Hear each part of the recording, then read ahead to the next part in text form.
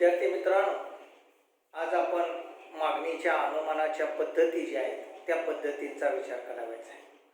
आपण मागल्या व्हिडिओमध्ये बघितलं की मागणीच्या असणाऱ्या पूर्वानुमानाची वैशिष्ट्ये काय आहेत आणि मागणीच्या पूर्वानुमानाचं महत्त्व काय आहे.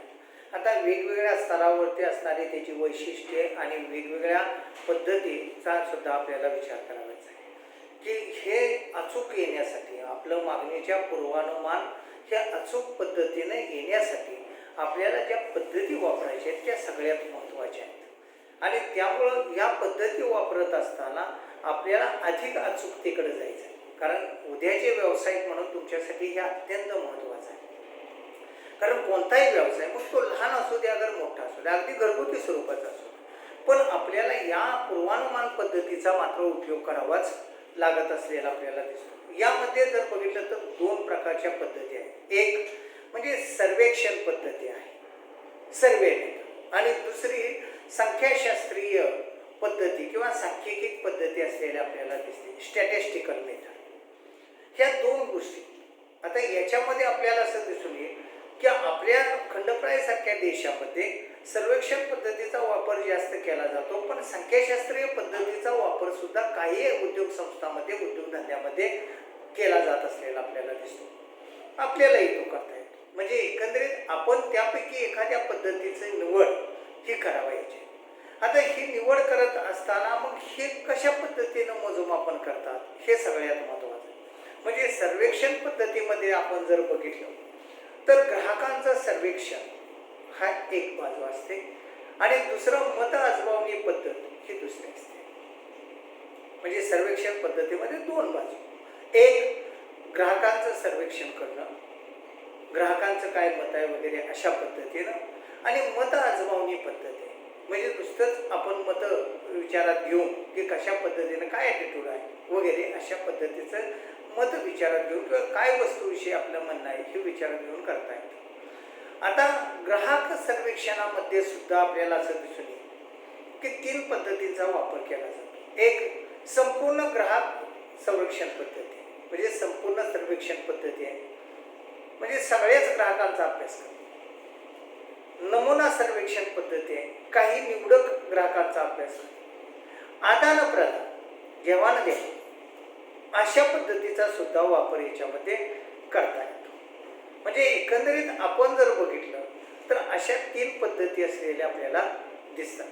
मत आजमावणी पद्धतीमध्ये सुद्धा आपल्याला विचारात करत असताना दोन गोष्टींचा वापर करता येतो. एक म्हणजे तज्ज्ञांची असणारी मतं काय म्हणतात, तज्ज्ञ काय म्हणतात वस्तूंच्या असणाऱ्या भविष्यकालीन मागणीविषयी. लक्षात, कारण तज्ज्ञ त्या वस्तूचा परिपूर्ण अभ्यास करतात, तिची गुणवत्ता काय आहे, त्याचा उपयोग काय आहे, सामाजिक कोणता ग्राहक त्याला मिळू शकतो वगैरे याच्याविषयीची तज्ज्ञांची मतं असतात. हे तज्ज्ञांची मतं तुम्ही घेऊ शकता. बाजारपेठेचा अभ्यास व अनुभव असेही करू शकता. आपल्याला स्वतःला तो करावा, म्हणजे बाजारपेठेमध्ये काय मागणी निर्माण, काय बाजारपेठेचा ट्रेंड असतो याचाही अभ्यास आपल्याला करावा लागेल. आता तज्ज्ञांची मतं घेत असताना सुद्धा आपल्याला असं दिसून येईल की साधी सरळ पद्धती सुद्धा वापरता येते. आणि त्याचबरोबर आपण जर बघितलं तर डेल्फी पद्धतीचा सुद्धा वापर करता येतो. बाजारपेठेचा अभ्यास करत असताना किंवा अनुभव घेत असताना आपल्याला बाजारपेठ चाचणी करावी लागते किंवा प्रयोगशाळा चाचणी करावी लागते. म्हणजे एकंदरीत आपण जर बघितलं तर ती हिरार्ची जी आहे सर्वेक्षण पद्धतीची त्याचा वापर तुम्हाला वेगवेगळ्या पद्धतीनं आपल्याला करता येतो. आणि म्हणून त्या पद्धती वापरत असताना त्याच्या आपल्याला थोड्याशा गुणदोषांचा सुद्धा विचार करावायचा. कारण अशा काही पद्धती नाही आहे की बाबा हीच मेथड आपण वापरली पाहिजे.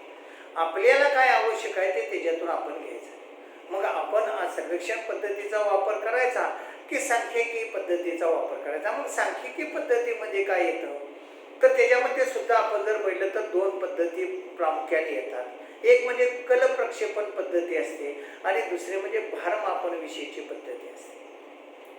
या दोन पद्धतींचा आता स्टॅटिस्टिकली वापर करत असताना, संख्यात्मक वापर करत असताना आपल्याला माहिती आहे की 2 + 2 = 4 उत्तर येतात. तिथं 3 येत नाही आणि तिथं 5 येत नाही. त्यामुळं या पद्धती अतिशय अचूक पद्धतीनं वापरल्या तर रिझल्ट अचूक येतात. पण ह्याच्यात जर काही गडबड झाली म्हणजे 2+2 करायला गेलो आणि 2+1 झालं तर उत्तर कधीही 4 येणार नाही, ते 3च येणार. त्यामुळं एखादी गडबड जर झाली तर मात्र सांख्यिकी पद्धती आपल्याला अडचण निर्माण करू शकते. आता यामध्ये सुद्धा आपण जर बघितलं तर भारमापन जी पद्धती आहे म्हणजे कलप्रक्षेपण पद्धती आणि भारमापन पद्धती. भारमापन पद्धतीमध्ये प्रतिगम पद्धती सुद्धा असलेली आपल्याला दिसते. म्हणजे प्रतिगम पद्धतीचा वापर केला जात असते. एकत्रित समीकरण पद्धती आहे.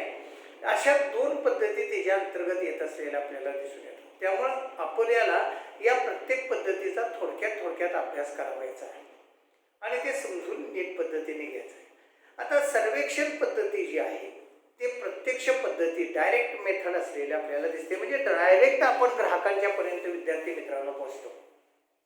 ग्राहकांचा आपण मत विचारात घेऊन त्यांच्याशी चर्चा करून त्यांचं सर्वेक्षण करून आपण मागणीविषयीचा अनुमान काढण्यासाठी या पद्धतीचा वापर केला जात असलेला आपल्याला दिसतो.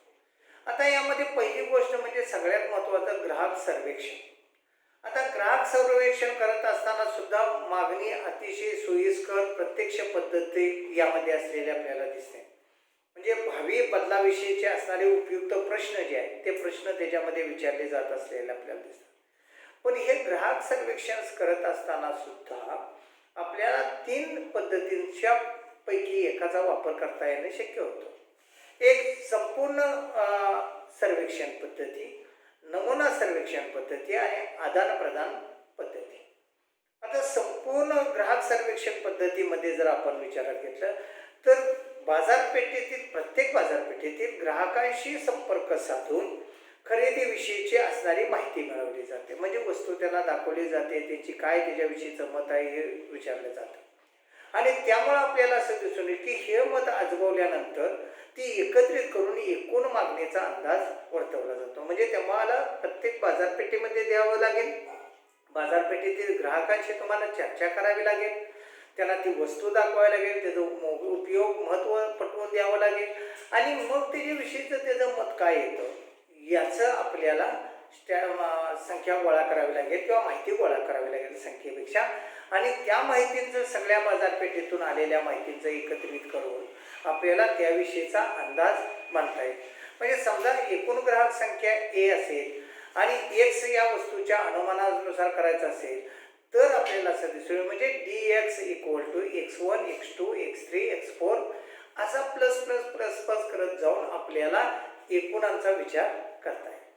म्हणजे एकंदरीत आपण जर बघितलं तर X एका वस्तूची मागणी काढत असताना वेगवेगळ्या बाजारपेठेमध्ये X1 मध्ये काय आहे, X2 मध्ये काय आहे, X3 मध्ये काय आहे, X4 मध्ये काय आहे, X5 मध्ये काय आहे. म्हणजे याचा अर्थ प्रत्येक बाजारपेठेतील ग्राहक त्या वस्तूविषयी काय सांगतोय या माहितीचं एकत्रीकरण करून आपल्याला मागणीचा अंदाज वर्तवता येईल. आता आपल्याला असं दिसून येईल की या पद्धतीमध्ये फायदे असे आहेत की ग्राहकाकडून अचूक माहिती मिळवता येते. कारण आपण प्रत्यक्ष त्यांना भेटतो, त्यांना वस्तू दाखवतो, त्यांना त्याचं महत्त्व सांगतो आणि त्यांच्याशी चर्चा करतो. त्यावेळी आपला प्रत्यक्ष त्याच्याशी संबंध येत असल्यामुळं अचूक माहिती मिळवता येणं सहज शक्य होतं आणि प्रत्येक ग्राहक योग्य माहिती पुरवत असल्यामुळं मागणीचं अनुमान सुद्धा योग्य काढता येतं. कारण आपण प्रत्यक्ष भेटलेलं असल्यामुळं आपल्याला उगीच काहीतरी प्रश्नावली भरून दिलेली आहे वगैरे असं नसतं. परंतु दुसरी गोष्ट जर याचा तोटा जर बघितला तर एक तर आपल्याला असं दिसून येईल की अत्यंत खर्चिक आहे. कारण प्रत्येक बाजारपेठेत तुम्हाला सेलर्स पाठवावे लागतील, त्याच्याकडून ती माहिती जमा करावी लागेल, त्या ग्राहकांशी चर्चा करावी लागेल, त्यांचा वेळ बघावा लागेल. हे सगळी खर्चिक पद्धती आहे आणि वेळखाऊ असणारी पद्धती असलेली आपल्याला दिसते.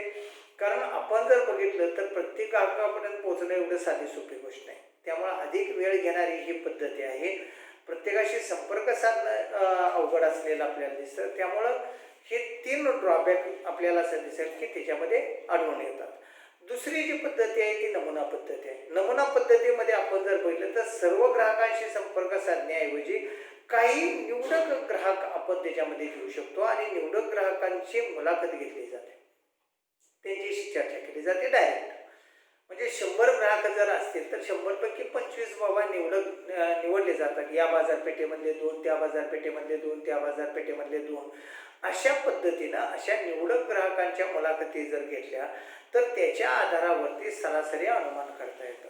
म्हणजे एकंदरीत आपण जर बघितलं तर काहींच्या असणाऱ्या ॲटिट्यूडवरून, काहींच्या असणाऱ्या मुलाखतीमधून त्यांनी दिलेल्या माहितीच्या आधारावरती आपल्यामधली असणारं मागणीचं अंदाजन करता येतं. म्हणजे ॲव्हरेज काढता येत असलेलं आपल्याला दिसून येतं. पण ही पद्धत खर्चिक असलेली आपल्याला दिसते, कारण तेवढे निवडक ग्राहक आपल्याला बघावे लागतील, त्यांच्या मुलाखती घ्याव्या लागतील आणि त्यामुळं आपण जर बघितलं तर ही खर्चिक आहे, पण वेळेची बचत होते, ही योग्य पद्धती असलेली आपल्याला दिसते. म्हणजे परंतु तोटी आपल्याला काय दिसतात याचा अर्थ असा की अधिक तज्ज्ञ व्यक्तींची निवड करणं आवश्यक असतं. कारण ग्राहक कसा आहे की काही वेळा सहज उत्तरं देत असतो, म्हणजे त्याला काय त्याच्याविषयीचं काय फार मोठं कळालेलं असतं असं नाही आहे. तर त्याच्यामध्ये कळणारी व्यक्तींच्या मुलाखती सगळ्यात महत्त्वाचं घेणं, म्हणजे ज्याला आपण दर्दी ग्राहक म्हणतो, अशा ग्राहक मिळवणं, त्याची निवड करणं, त्याची मुलाखत घेणं हे आवश्यक असतं. म्हणजे तज्ज्ञ व्यक्तींची गरज लागते, काळजीपूर्वक नियोजनाची गरज भासते. म्हणजे आपण जे नियोजन करणार आहे ते अतिशय काळजीपूर्वक निवडलेल्या ग्राहकापर्यंत पोहोचणं, त्याची वेळ घेणं, त्यानुसार त्याची मुलाखत घेणं, ह्या सगळ्या गोष्टी येतात. पण एवढ्यावरून सामायिक अंदाज करणं कठीण होतं. म्हणजे एकंदरीत आपण जर बघितलं तर अंदाज बांधता येतो, परंतु प्रत्येक वेळेस तो योग्य ठरेल असं नाही आहे. आणि औद्योगिक वस्तूंच्या किमती या विविध प्रकारच्या असतात आपल्याला माहीत आहे, आणि त्यामुळं त्याच्याविषयीचा भावी ग्राहक शोधणं किंवा तशा प्रकारे आपल्याला मिळवणं हे कठीण जात असलेलं आपल्याला दिसत आहे. म्हणजे एकंदरीत आपण जर बघितलं तर आपल्याला असं, किंवा ग्राहक मुलाखत देताना सुद्धा एक विशिष्ट अंगी कौशल्य असेल, ग्राहकाची खरंच एक निरपेक्ष दृष्टिकोन असेल तर आपल्याला चांगल्या पद्धतीची माहिती मिळू शकते. अन्यथा पूर्वग्रह दूषित असेल तर मात्र आपल्याला माहिती मिळत नाही. आदान प्रदान पद्धतीचा सुद्धा वापर केला जात असलेला म्हणतो, म्हणजे वस्तूचा अंदाज जो आहे तो आपल्याला वस्तूला असणाऱ्या मध्यस्थ वस्तूवरून निश्चित केला जातो. म्हणजे मध्यस्थ वस्तू कशा स्वरूपाची आहे, पर्यायी वस्तू कशा स्वरूपाची आहे, या पद्धतीचा अभ्यास हा समग्र आर्थिक नियोजनामध्ये केला जातो. म्हणजे याचा अर्थ असा आहे की आदान प्रदान पद्धती जी आहे ती केवळ एका उद्योग संस्थेला लागू होत नाही. एखादा उद्योग असेल, मोठा उद्योग असेल, इंडस्ट्री आपण म्हणतो, म्हणजे महाराष्ट्राला साखर उद्योग, कापड उद्योग, अशा स्वरूपाचा उद्योग जर असेल, म्हणजे समग्र आर्थिक विवेचनासाठी त्याचा वापर होत असलेला आपल्याला दिसतो. दुसरं जे आहे ते आपल्याला असं दिसून येईल की आपण विचारात घेतलेलं आहे की मत आजमावणी पद्धती जी आहे, त्या मत आजमावणी पद्धतीमध्ये जाणकार किंवा तज्ज्ञ असणाऱ्या व्यक्तींच्या मतांचं सर्वेक्षण केलं जातं. म्हणजे बऱ्याच वेळा आपल्याला असं दिसून येईल की काही एक्सपर्टाईज असतात. आज आपण बघतोय की विविध क्षेत्रामध्ये अनेक लोक जे आहेत ते त्या असणाऱ्या क्षेत्रामध्ये अतिशय पारंगत असलेले आपल्याला दिसतात. आणि त्यामुळं अशा व्यक्तींना आपण गाठणं आणि त्यांच्याकडून आपल्या वस्तूविषयीच्या मागणीचा अंदाज काढून घेणं हे सगळ्यात महत्त्वाचं आहे. म्हणजे तज्ज्ञ व्यक्तीच्या काही सजेशन्स येतात, वस्तूच्या बदलाविषयी असेल, किमतीविषयी असेल, उद्योगांच्या धोरणाविषयी असेल, ग्राहकांच्या असणाऱ्या मताविषयी असेल. हे तज्ज्ञ व्यक्ती जे आहेत त्या तज्ज्ञ व्यक्ती आपल्याला असं दिसून येईल की अतिशय चांगल्या पद्धतीचं मार्गदर्शन करत असलेले आपल्याला दिसतात, ग्राहक विक्रेत्यांचा विचार करत असलेले आपल्याला दिसून येतात. म्हणजे एकंदरीत आपण जर बघितलं तर आपल्याला असं दिसतं की हे तज्ज्ञ मार्गदर्शन सगळ्यात महत्त्वाचं आहे. म्हणजे एकंदरीत आपण जर पाहिलं तर त्यांच्याकडून मिळालेली आकडेवारी, त्यांच्याकडून मिळालेली माहिती याविषयीचा अंदाज व्यक्त केला जात असलेला आपल्याला दिसतो. परंतु आपण जर बघितलं तर काही दोष त्याच्यात बी आढळतात की भावी योजनासंबंधीचं संपूर्ण ज्ञान त्यांना असेलच असं नाही, किंवा विक्रेते ग्राहकांच्या भावी ह्याच्याविषयी योजनासंबंधीची माहिती आपल्याला उपलब्ध असते असं नाही. उत्साहाच्या भरात मागणी संबंधी काही वेळा गुण सांगितलं जातं.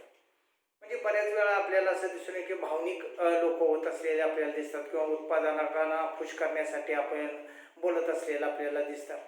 म्हणजे एकंदरीत आपण जर बोलले विक्रेत्याच्या मनात सातत्य पारखून घ्यावी लागते. म्हणजे ह्या सगळ्या गोष्टी त्याच्यामध्ये असतात.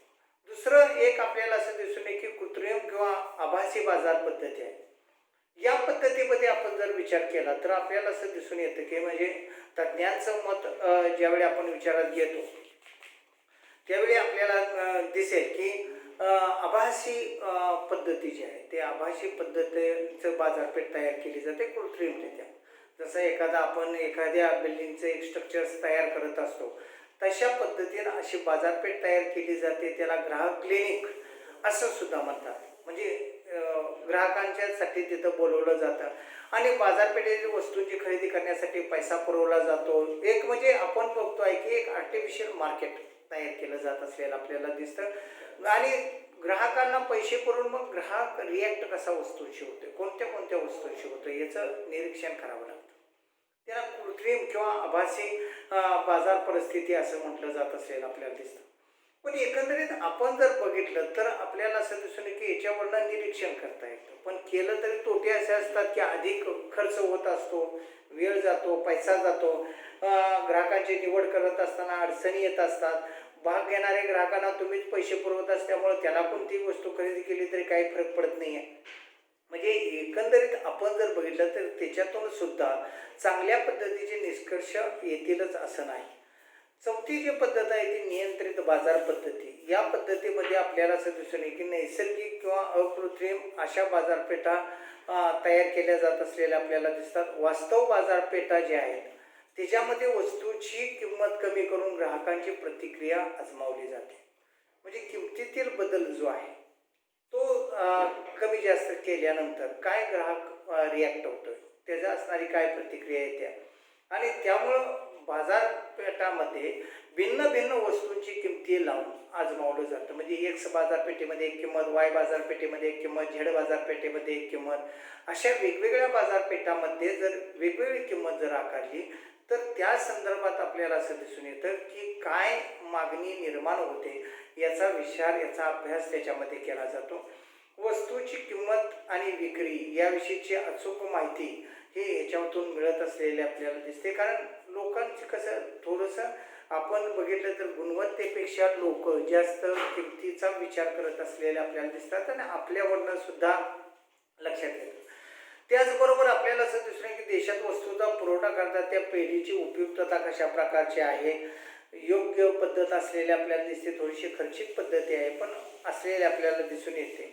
परंतु खर्च मात्र याच्यामध्ये जास्त प्रमाणात होत असल्यामुळंच तोटा होत असलेला आपल्याला दिसतो आणि नियंत्रित घटकामुळं त्याचे परिणाम जे आहेत ते परिणाम आपल्याला चांगले दिसतीलच असं नाही.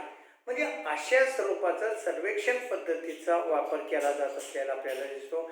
त्याचबरोबर मागणीच्या सांख्यिकी पद्धती दुसरी जी आहे ते स्टॅटिस्टिकल्स मेथड्स ज्याला आपण म्हणतो, इनडायरेक्ट मेथड्स, की ज्याच्यासाठी आपल्याला फार मोठ्या ग्राहकांच्याकडे जाण्याची गरज नाही. एक स्टॅटिस्टिकल मेथडचा वापर करून आपल्याला त्याविषयीचा एक अंदाज बांधता येतो. म्हणजे सध्या अस्तित्वात असलेल्या वस्तूंच्या बाबतीतला दीर्घकालीन अंदाज वर्तवण्यासाठी अशा पद्धतीचा वापर केला जातो. म्हणजे आता अस्तित्वात आहेत, उत्पादन होत आहे अशा वस्तूंच्या दीर्घकालीन जो अंदाज आहे त्या वस्तूंच्या मागणीविषयीचा हे काढण्यासाठी या पद्धती वापरतात आणि वस्तूच्या मागणीचा भविष्यातील अंजूक अंदाज काही सांख्यिकी व गणिती तंत्राचा वापर करून आपल्याला असं दिसून येईल की मोजला जातो.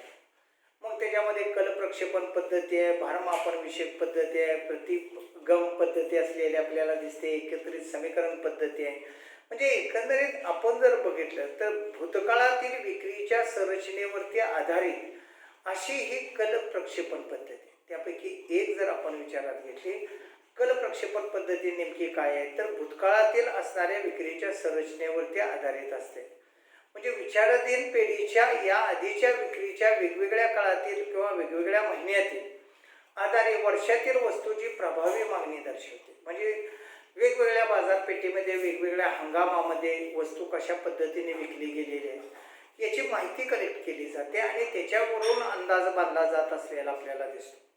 म्हणजे एकंदरीत आपण जर बघितलं तर ह्या अंदाज बांधत असताना अल्प म्हणजे निरीक्षणाद्वारे कलरेषा निर्धारण केली जात असलेली आपल्याला दिसते. म्हणजे थोडंसं ऑब्झर्वेशन केलं जातं की बाबा काय नेमकं घडत आहे, काय बदल होत आहेत, काय नाही होत आहेत आणि त्याची प्रत्यक्ष सांख्यिकीय डाटा काय बदल झाले याचा डाटा जो आहे तो गोळा केला जातो आणि त्याच्यावरून एक अनुमान केलं जात असलेलं आपल्याला दिसतं. अल्पतम वर्ग पद्धतीचा सुद्धा वापर केला जातो. ही एक गणिती पद्धती आहे आणि या गणिती पद्धतीमध्ये आपण जर बघितलं तर कलरेषा निर्धारित केली जाते. एक मोजमापाचं तंत्र असून भविष्यकाळातील असणाऱ्या मागणीविषयीचा एक अंदाज व्यक्त केला जातो.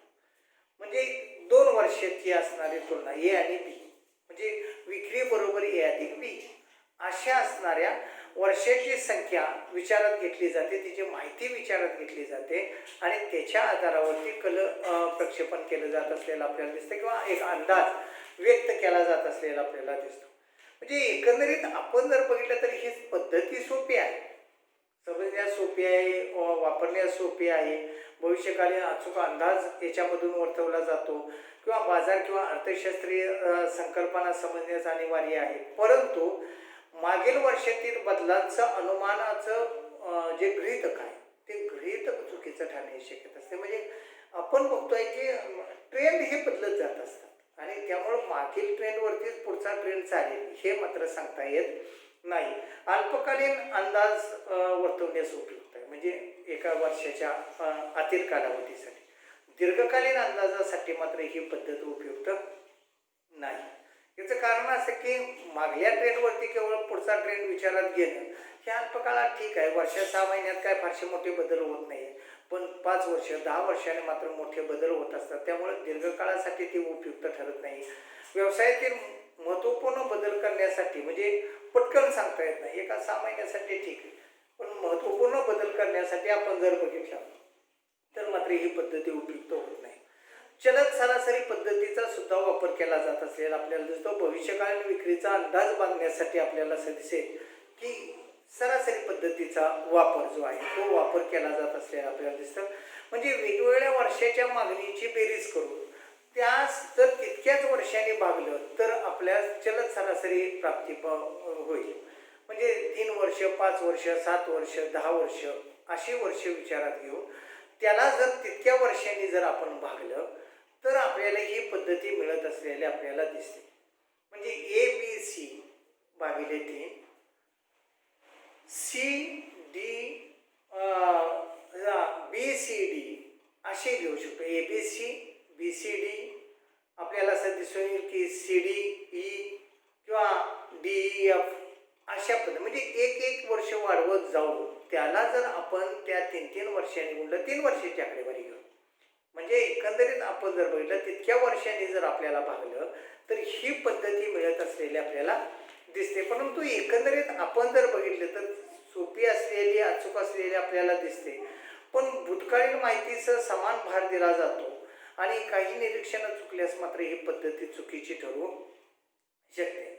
त्याचबरोबर टाइम सिरीजचा सुद्धा वापर केला जातो, कालश्रेणी पद्धतीचा सुद्धा वापर केला जातो.